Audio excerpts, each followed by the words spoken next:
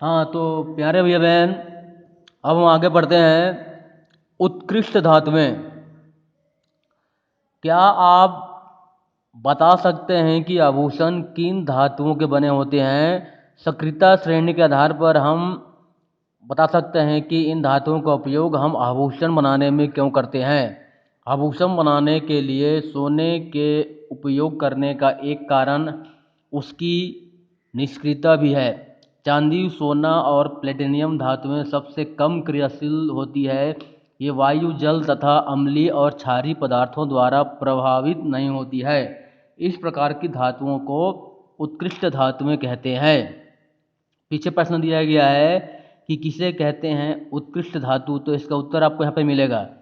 उत्कृष्ट धातुओं की एक विशेषता यह है कि निष्क्रिय प्रकृति के कारण इनकी धात्विक चमक लंबे समय तक बनी रहती है। सोने में थोड़ी मात्रा में चांदी और तांबा मिलाने से वह कठोर हो जाता है, जिसके उसके आभूषण बनाए जा सकते हैं। सोने की मात्रा कैरेट के रूप में व्यक्त की जाती है। शुद्ध सोना 100% अर्थात 24 कैरेट का होता है। जैसे जैसे सोने में मिलाई गई धातु की मात्रा बढ़ती है, सोने का कैरेट का मान वैसे वैसे घटता जाता है। 22 कैरेट सोने का अर्थ है कि 22 भाग सोना और 2 भाग चांदी या तांबा। ठीक है। अब आगे आता है संक्षारण। आपने देखा होगा कि लोहे की कील, पाइप आदि कुछ समय तक वायु में खुले पड़े रहे तो उसमें जंग लग जाता है। इस प्रकार धातु की ऊपरी सतह पर उसके यौगिक का बनना संक्षारण कहलाता है। यहाँ पर एक और प्रश्न बन रहा है कि किसे कहते हैं संक्षारण। ये और उत्कृष्ट धातु में अगर बोलेंगे तो अगर हमको बोल दिया जाए किसे कहते हैं उत्कृष्ट धातु, तो यहाँ पर इसका उत्तर दिया गया है। ठीक है, ये इस प्रकार से इसका उत्तर रहेगा यहाँ से। ठीक है, और आगे देखते हैं। क्रियाकलाप 7। 3 परख नलियाँ, लोहे की कीलें या छीलन, निर्जल, कैल्शियम क्लोराइड, पानी। निर्जल मतलब सूखा हुआ जिसमें पानी ना हो। 3 परख नलियों में लोहे की 1-2 जंग रहित कीलें लेते हैं। पहली परख नली में थोड़ा सा पानी डाल दें। दूसरी परख नली में उबला पानी ऑक्सीजन रहित, मतलब उसमें ऑक्सीजन ना हो, तथा तीसरी परख नली में थोड़ा सा निर्जल, निर्जल मतलब होता है जिसमें पानी ना हो, कैल्शियम क्लोराइड डाल दें, जिससे परख नली की वायु शुष्क हो जाए। तीनों परख नलियों का मुंह रबर के कागज से बंद कर देते हैं। 2-3 दिन के बाद परख नलियों का अवलोकन करके बतलाते हैं कि किन परख नलियों की कीलों में जंग लगा। इन अवलोकनों से क्या आप बता सकते हैं कि जंग लगने के लिए किन किन कारणों की आवश्यकता होती है? यह क्रियाकलाप दर्शाता है कि जंग लगने के लिए ऑक्सीजन और जल दोनों की उपस्थिति आवश्यक है। इससे हमें यह संकेत मिलता है कि लोहे को जंग से बचाने के लिए इसे नम वायु से दूर रखना चाहिए।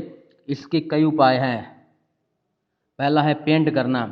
संक्षारण रोकने का सबसे प्रचलित उपाय है धातु की सतह पर पेंट की परत लगाना। हमारे घरों में लोहे से बनी कई वस्तुओं पर पेंट किया जाता है ताकि वे जंग से सुरक्षित रहें। दूसरा है ग्रीस लगाना।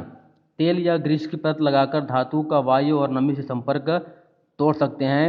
जंग से बचाने के लिए साइकिल की चेन में ग्रीस लगाया जाता है। तीसरा है धातु की परत चढ़ाना। इस विधि में लोहे की वस्तु को साफ करके पिघले हुए जिंक में डुबाया जाता है। वस्तु पर जिंक की सतह चढ़ जाती है। घरों की छत बनाने के लिए प्रयुक्त लोहे की चादरों, बाल्टियों और टंकियों को संक्षारण से बचाने के लिए उन पर धातु की परत चढ़ाई जाती है। यह कार्य विद्युत लेपन कहलाता है। यहाँ एक प्रश्न बनता है कि किसे कहते हैं विद्युत लेपन, तो ये पूरा आपको लिखना पड़ेगा कि किसे कहते हैं विद्युत लेपन, तो ये पूरा आपको लाइन लिखना पड़ेगा। यह प्रक्रिया विद्युत लेपन कहलाती है। ठीक है, इस विधि द्वारा किया जाता है। विद्युत लेपन विधि द्वारा लोहे पर टीन या क्रोमियम धातुओं की परत चढ़ाकर इसको सुरक्षित किया जाता है। स्टील के फर्नीचर को क्रोमियम के लेपन से ज़्यादा टिकाऊ और आकर्षक बनाया जाता है।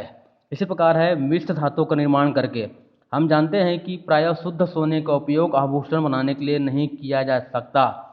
लोहे पर आसानी से जंग लग जाता है, इसलिए खाना पकाने और ऑपरेशन में उपयोग किए जाने वाले उपकरण शुद्ध लोहे के नहीं बनाए जाते हैं। इस तरह हमने देखा कि शुद्ध धातुएं कई बार ज़्यादा उपयोगी नहीं होती, इन धातुओं को और उपयोगी बनाने के लिए उनमें अन्य धातु या अधातु मिला दी जाती है। इस प्रकार बने मिश्रण को मिश्र धातु कहते हैं। यहाँ पर एक और प्रश्न बन रहा है, ठीक है, कि किसे कहते हैं मिश्र धातु।